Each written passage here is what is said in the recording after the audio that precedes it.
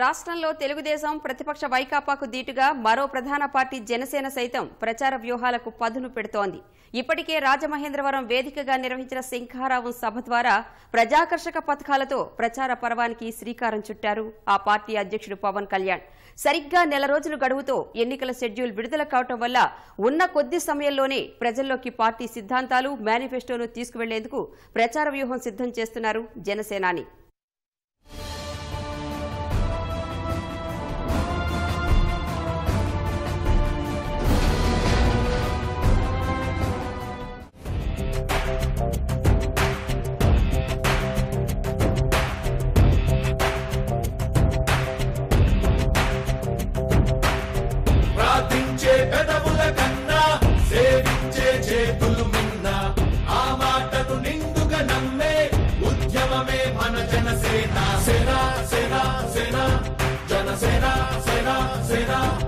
రెండు 2014లోనే పార్టీ ఏర్పాటైనా ఇప్పటి వరకు ప్రత్యక్ష ఎన్నికల్లో జనసేన పాల్గొనలేదు.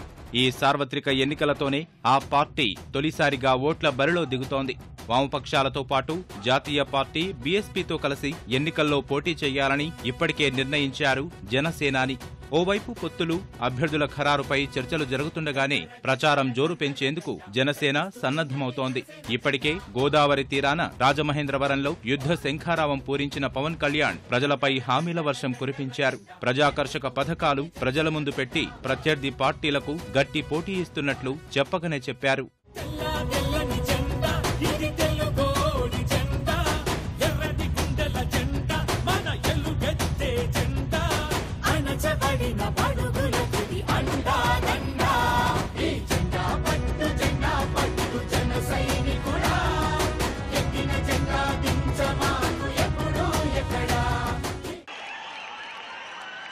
నేను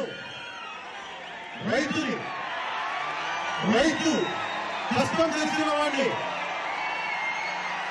మట్టిలో నుంచి పరిమళాన్ని పండించేవాడు రైతు, పరిమళాన్ని మట్టిలో ఉన్న కస్తూరిని పైకి తీసేవాడు రైతు, తన స్వేదంతో మన కడుపుని నింపేవాడు రైతు.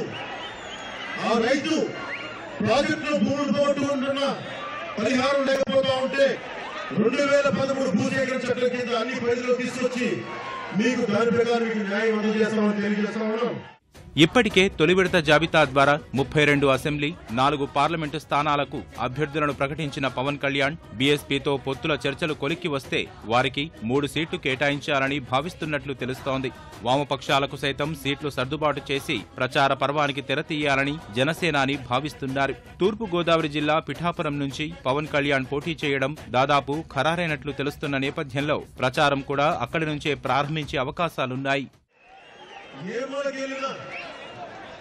ముఖ్యంగా ఉభయ గోదావరి జిల్లాకు సంబంధించి 5,000 కోట్ల పెట్టుబడితో ఒక గ్లోబల్ మార్కెట్ ఏర్పాటు చేసి ఆహార ధాన్యాలు మరియు పండ్ల వ్యవసాయ ఉత్పత్తుల్ని ప్రపంచవ్యాప్తంగా మార్కెట్ చేసుకోగలిగే అవకాశాన్ని ఇక్కడ సృష్టించబోతున్నాం. రెండో విడత అభ్యర్థుల జాబితా విడుదల చేసిన తర్వాత పవన్ కళ్యాణ్ ప్రచారం జోరందుకునే అవకాశం ఉంది. సమయం తక్కువగా ఉండటం వల్ల ఒక ప్రణాళిక ప్రకారం ప్రచారం చేయాలనే యోచనలో జనసేన శ్రేణులు ఉన్నాయి. తక్కువ సమయంలో ఎక్కువ ప్రాంతాల్లో తమ అధినేత పవన్ కళ్యాణ్ హెలికాప్టర్ ద్వారా సుడిగాలి పర్యటనలు చేసేలా కార్యాచరణ రూపొందిస్తున్నారు. ఒకే రోజు 3-4 ప్రాంతాల్లో బహిరంగ సభలు, రోడ్ షోలు ఉండేలా రూట్ మ్యాప్ సిద్ధం చేస్తున్నారు.